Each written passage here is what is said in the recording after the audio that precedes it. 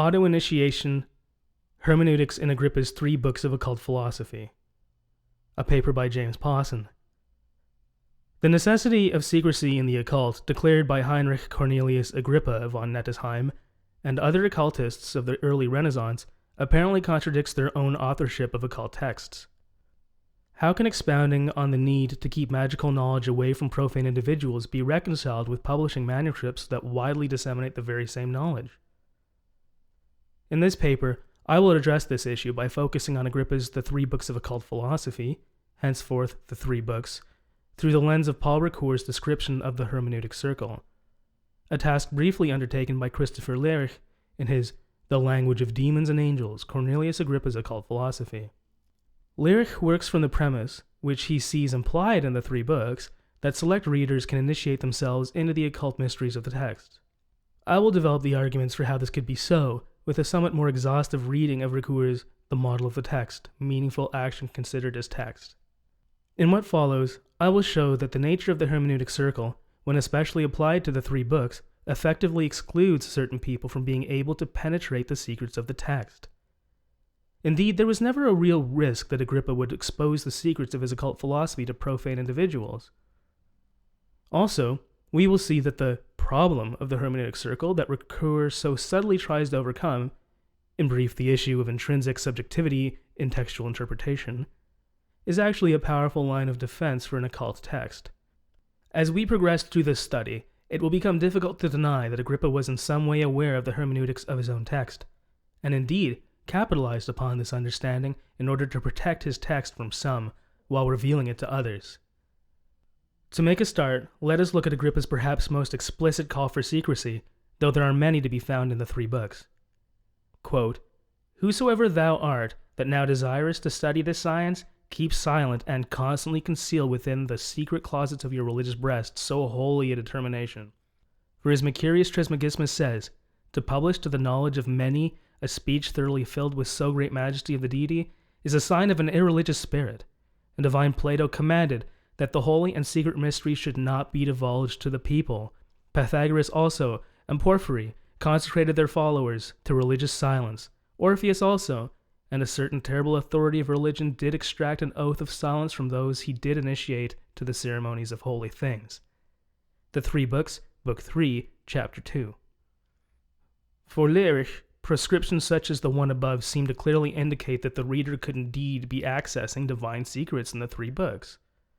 There can be little doubt that the 3 books, hefty tome that it is, must contain things which at least Agrippa thought were of the utmost importance, and yet in the very same chapter he goes on to say, quote, "Wherefore you will pardon me if I pass over in silence many of the chiefest secrets of ceremonial magic.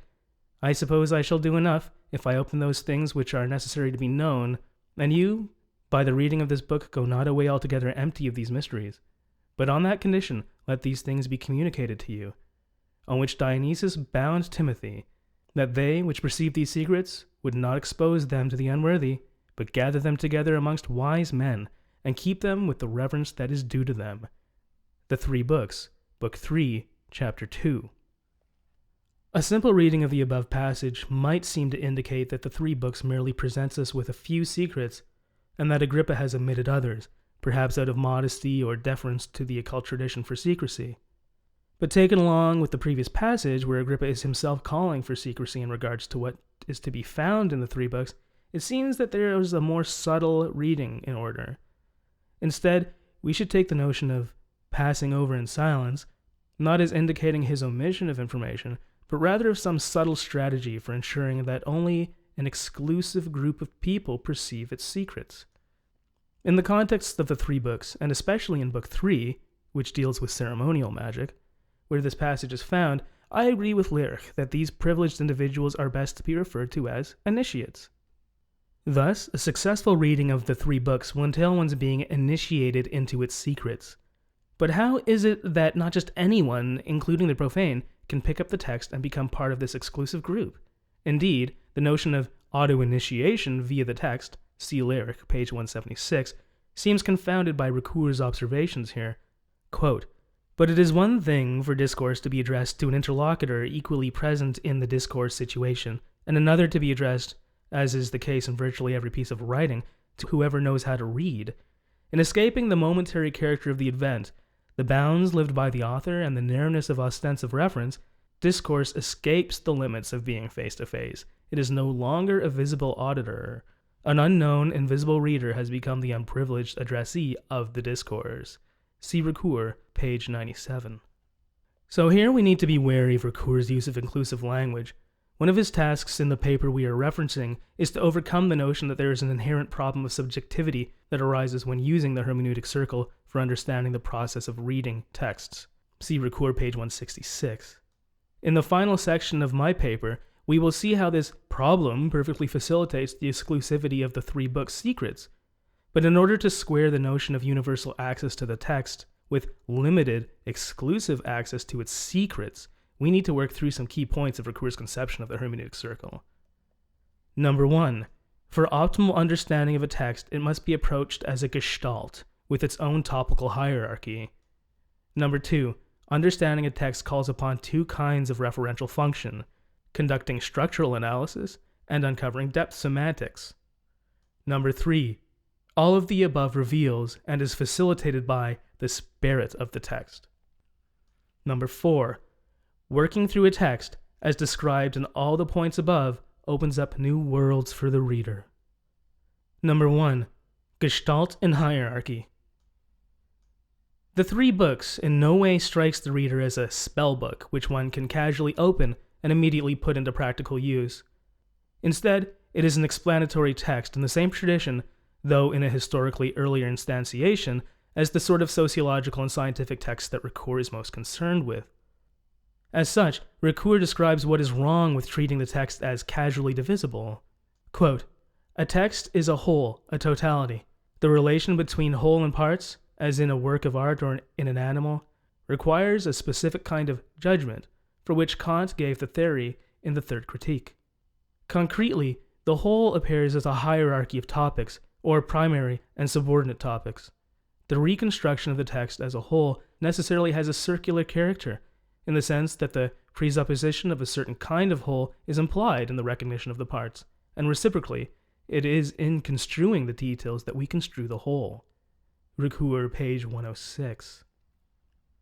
Well, before encountering this idea philosophically, I often referred to this problem as the salad bar fallacy. Some readers simply want to take what they like and leave the rest. Well, in some point in our formal education, most of us notice how taking things out of context often leads to gross misunderstandings. At best regarding the passage we've misinterpreted, but at worst regarding the whole text. So when Ricœur mentions the reconstruction of a text, he's using the word reconstruction as synonymous with interpretation. In this sense, if we fail to structure our interpretation of the text in accord with what the text is actually about, which will happen if we do not take the holistic approach, we will fail to understand the text. Another crucial point found above is that the whole appears as a hierarchy of topics, or primary and subordinate topics. So to say that interpretation is a reconstruction of a hierarchy implies that the text may not be written in a way that reflects the inner logic of the actual subject matter. In this way, it is possible that textual convolution is one of the strategies for exclusivity employed in the three books. Indeed, one notices the way various topics seem scattered within the text, for example, the significations of celestial bodies throughout books 1 and 2. See my appendix to this paper for details. On the other hand, Agrippa is indeed keenly aware of the importance of holism and hierarchy, and clearly states that the students of the occult must be as well. Quote, "Seeing there is a threefold world, elementary, celestial, and intellectual, and every inferior is governed by its superior, and receiveth the influence of the virtues thereof, wise men conceive it no way irrational that it should be possible for us to ascend by the same degrees through each world. The order and process of all these I shall endeavor to deliver in these three books, whereof the first contains natural magic, the second celestial, the third ceremonial. The three books, Book 1, Chapter 1. In the following chapter, Agrippa emphatically states that if the student fails to learn all three levels of magic, quote, he cannot be possibly able to understand the rationality of magic, for there is no work that is done by mere magic, nor any work that is merely magical, that doth not comprehend these three faculties. The three books, Book 1, Chapter 2. Thus, Agrippa's description of how to approach occult study via the three books is in accord with Ricœur's conception of how to gain access to the meaning of the text. Quote, "It is a cumulative, holistic process," Ricœur, page 107. The non-superficial structure of the three books, however, might confound this process, and we can assume that Agrippa thought a worthy reader would easily overcome that issue. Section 2. Referential function. An important way we work towards an optimal understanding of a text is to move between two ways of taking up the referential nature of that text. Ricœur introduces these concepts.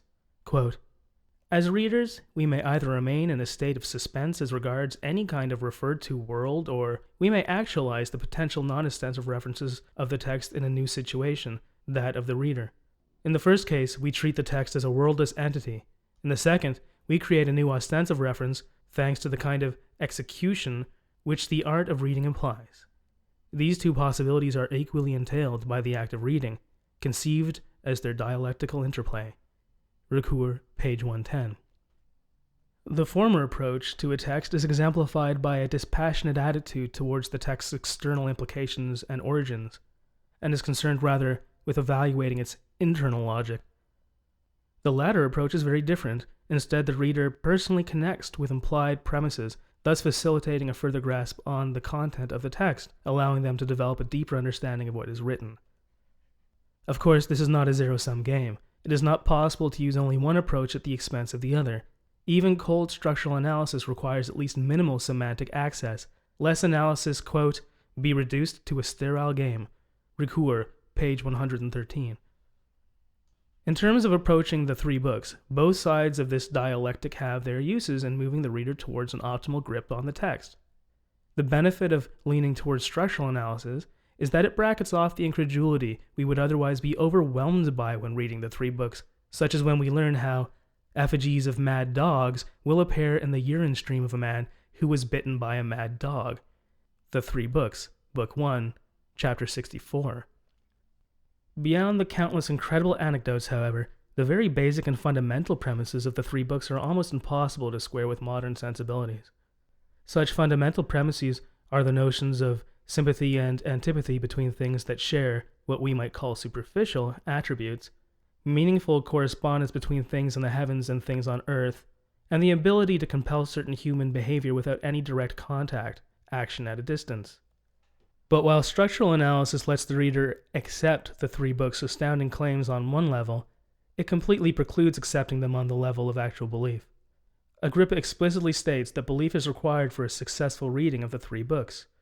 Quote, "For we have delivered this art in such a manner that it may not be hid from the prudent and intelligent, and yet may not admit wicked and incredulous men to the mysteries of these secrets, but leave them destitute and astonished, and in the shade of ignorance and desperation." The Three Books, Book 3, Chapter 65. Indeed, it is clear that incredulity is a defining characteristic of the non-initiate. Quote, "Therefore, it behooveth a magical operator, if he would get fruit from this art, to be secret, and to manifest it to none, unless either to a master, or a partner, or companion, who also ought to be faithful, believing, silent, and dignified by nature and education. Seeing that even the prating of a companion, his incredulity and unworthiness hindereth and disturbeth the effect in every operation." The Three Books, Book 3, Chapter 2. At this point, it is interesting to note how the very style of the three books seems to constantly tempt the reader away from belief. Passages that clearly state principles and key concepts, such as the majority of those quoted in this paper, are always accompanied by anecdotes that are either unverifiable, utterly unbelievable, or both. The passage just above is preceded by an anecdote regarding an ancient magician who broke an oath to remain secretive about certain mysteries, and as a result was consumed by lice. As with topic hierarchy, it is hard to know if these apparent temptations to disbelief are a willful strategy towards exclusivity by Agrippa. Whether this is deliberate or not, it is interesting that this style can be seen as both a help and a hindrance towards a successful reading auto-initiation. Without admitting some credence to the three books' wonderful anecdotes, they are downright painful to read, and can prevent the reader from ever fathoming the gestalt of the text. But once the reader has admitted a modicum of credulity, the semantic depth of their interpretation grows, and when we have some more semantic depth, it becomes easier to interpret the text, thus spurring us on. To illustrate my point, consider the height of my initial incredulity upon reading the mad dog urine anecdote noted above. But when I stopped to reflect on what I've gleaned from the structural analysis that had gotten me to that passage, with its explanation of how the imagination is powerful enough to affect the external world, and how the imagination is subject to higher cognitive functions, I find myself allowing a certain measure of belief. In turn, I obtain deeper semantic access to the story when I refer to knowledge that is external to the text. Rabies can make you insane, and social conditioning is powerful. So at this point, I've gone between each pole of the referential dialectic, and am able to admit that maybe anyone bit by a mad dog in Agrippa's time expected to see dogs in their urine, and since some of them were not in their right mind, there is a sense in which they actually did see the mad dogs in their urine. Notice how the structural analysis and semantic depth that I described in application to the mad dog urine example both refer directly to the power of belief. And a mere 2 chapters after the dog urine anecdote, Agrippa uses the power of belief as his main referent in furnishing us with an apt concrete principle. Quote, "Therefore, he that works in magic must be of constant belief, be credulous, and not at all doubt of obtaining the effect. For as a firm and strong belief doth work wonderful things, although it be in false works, so distrust and doubting doth dissipate and break the virtue of the mind of the worker, which is the medium betwixt both extremes, whence it happens, and he is frustrated of the desired influence of the superiors, which could not be joined and united to our labors without a firm and solid virtue of mind." The 3 books, Book 1, Chapter 66. Without having the depth semantics proffered by the mad dog urine story, the reader's incredulity at the necessity of credulity might prove too much in this passage, and thus prevent the reader from progressing towards being initiated into the secrets of the text. Clearly, there seems to be a problem of question-begging here, but all of this will become less mind-numbing once we address the mindset that is needed for a successful reading of the 3 books. Section 3. The spirit of the text. Working towards an apprehension of the gestalt of a text involves various dialectical processes, 2 of which we addressed in the previous section. But I've passed over one of these, Ricœur's notion of hypothesis testing and verification, where we play a kind of guessing game with the text as we read, in order to fathom out the Gestalt and hierarchy of topics, etc. I have omitted this notion for 3 reasons.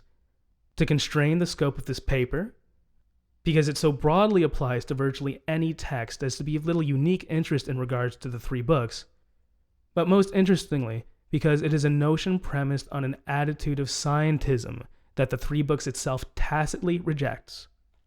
Indeed, I have found no reference to hypothesis testing anywhere in the actual content of the 3 books. This probably wouldn't be the case if the text was more concerned with alchemy, and there is certainly no explicit call for it. In this way, hypothesis testing and verification is not a process that is in the spirit of the 3 books. There is simply no experiment that can be run which will help us escape the circular logic we encountered at the end of the last section. Running an experiment entails incredulity, and thus, on the 3 books' own account, none of its content could ever be verified by experiment. Of a certainty, epistemic doubt would be much easier for us to bracket off in the visceral, immediate, inescapable reality of a face-to-face encounter between master and initiate. One can't help but recognize that there would be indeed less effort involved in understanding the 3 books' content if it were taught to us by someone who already got it, or even by the author himself. But what would the would-be initiate lose in such a process?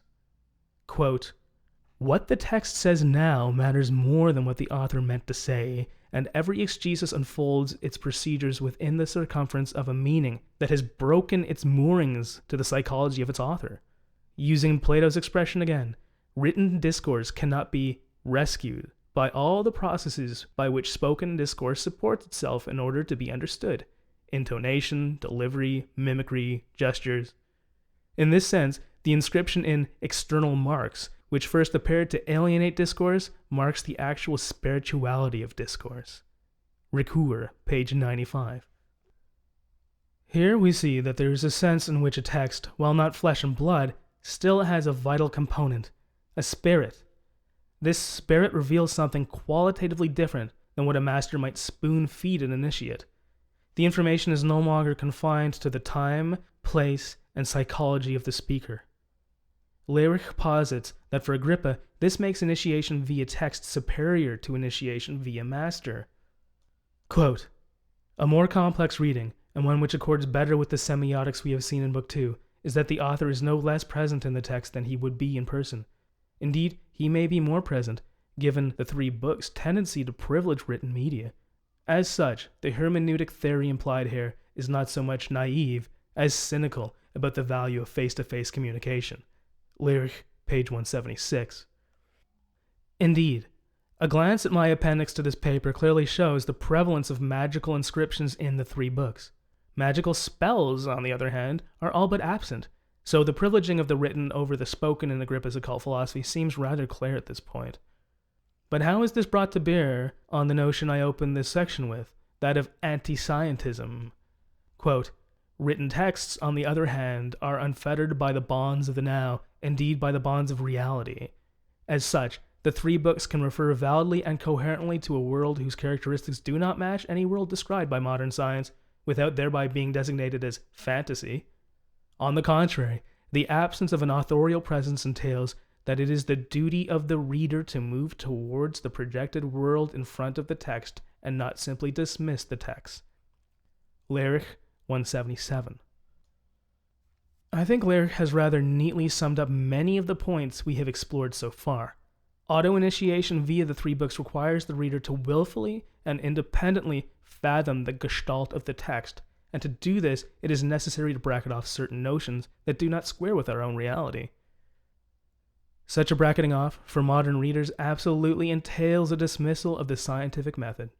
But what is confusing in the above, given what I've said about the mad dog urine anecdote, is the notion that the three books' world does not need to, quote, match any world described by modern science.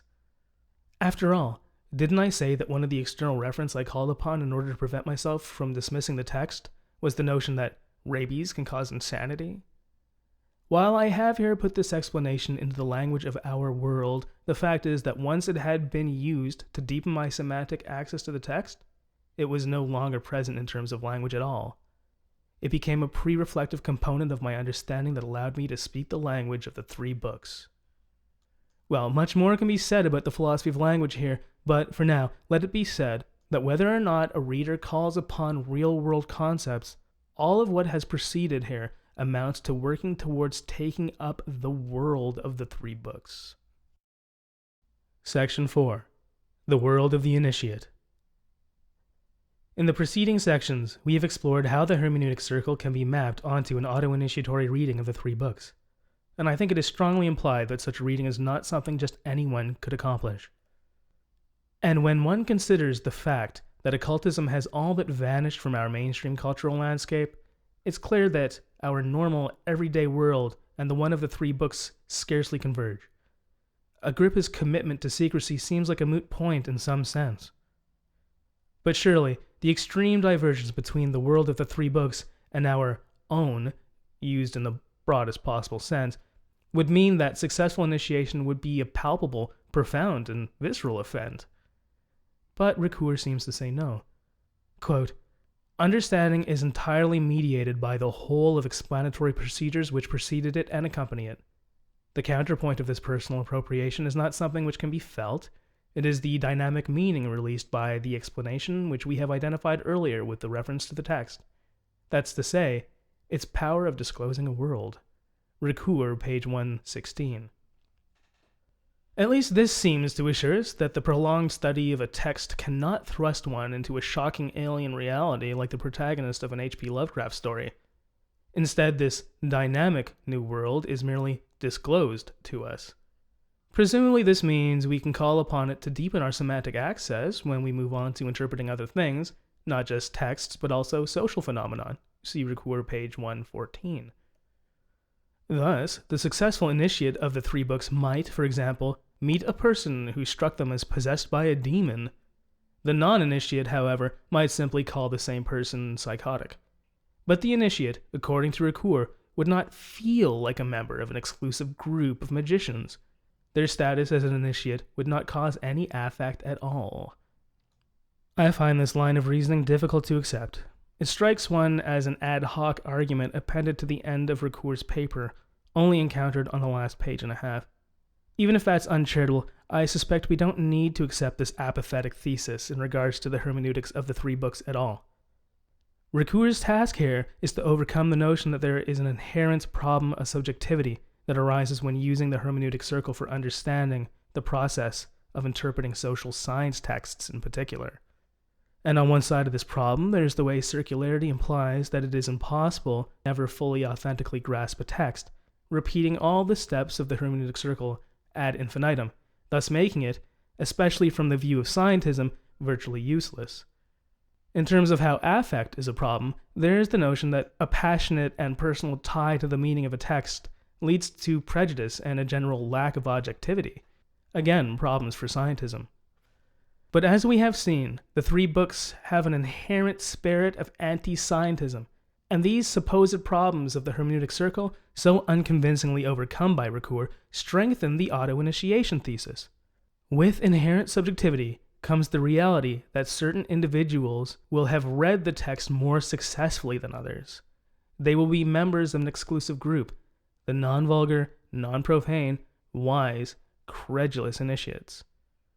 And once this successful reading is accomplished, especially in the case of the three books, credulity towards the fantastic will be felt, for certainly credulity is an affect and not a dynamic meaning released by successful interpretation. Still, the hermeneutic circle cannot spin forever, otherwise we could not claim that there is such a thing as auto-initiation. Ricœur's description of the ideal terminus of the process perfectly squares with the three books' necessity of credulity. Quote, "The paradigmatic character of text interpretation must be applied down to the ultimate implication. This means that the conditions of an authentic appropriation, as they were displayed in relation to texts, are themselves paradigmatic. Therefore, we are not allowed to exclude the final act of personal commitment from the whole of the objective and explanatory procedures which mediate it." Ricœur, page 116. So the hermeneutic circle is like a wheel that finally arrives at an objective destination where personal commitment is the last act. It's clear that the three books' belief is an apt synonym for this final step. Once again, Agrippa seems prescient regarding the hermeneutics of his own text. But this congruence between occult belief and personal commitment is not the final and most striking aspect of the three books that supports the notion of auto-initiation as a hermeneutic process unique to it. There is also the fact that within the logic internal to the three books, signs have a power to compel, which implies, as with the hermeneutic circle, that rigorous study will inevitably lead a careful reader to one single objective destination. Quote, "We know from Book 2 that a sign can be motivated to such a degree that it has a dominating or a controlling effect on the world, and we learned in Book 1 that human minds may be dominated or controlled in this way. What is implied here is that the three books is itself a sufficiently powerful sign that can control its readers and impose initiation upon them. In other words, the reader is forced to understand it in a certain way, such that the meaning derived from reading the text is fixed. Nevertheless, the three books does not seem to have this effect on all readers, but only on the wise." Lehrich, page 177. Upon reading this passage, it is striking how Lehrich quickly passes over the fact that this process of auto-initiation is denied to certain readers. If Agrippa really is as crafty as Lehrich implies here, perhaps part of the intent of the text was not just to initiate the wise, but also to completely scare off the vulgar, profane, and generally unworthy.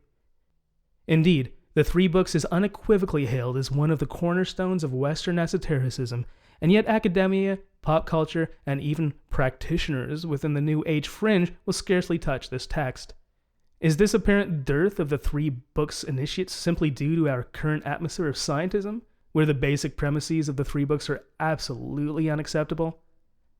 Or is it due to Agrippa's use of the three books as a magical sign to banish the unworthy?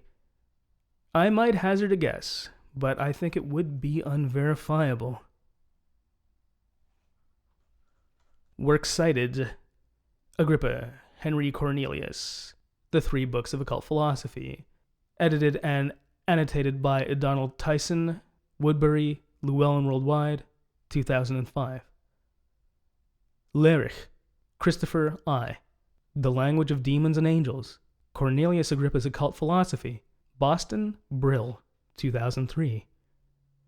Ricœur, Paul. The Model of the Text. Meaningful Action Considered as Text in New Literary History 5.1, 1973, pages 91 through 117.